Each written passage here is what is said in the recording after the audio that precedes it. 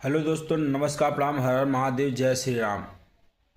जैसा कि आप लोग जानते हैं कि इस बार लगा है 2025 में इलाहाबाद में महाकुंभ, और आने वाले बसंत पंचमी में सभी भक्त से, श्रद्धालुओं से विनम्र निवेदन है कि जो 29 जनवरी को भगदड़ हुई थी, उस भगदड़ को दोबारा पनपने न दें।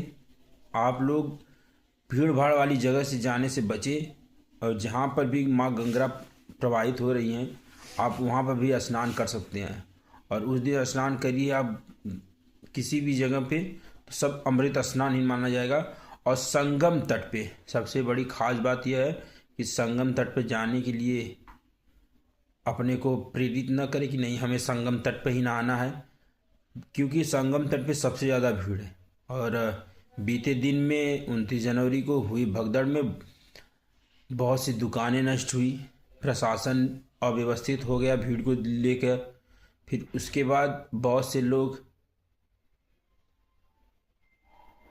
की मृत्यु हो गई और कितने लोग घायल हैं।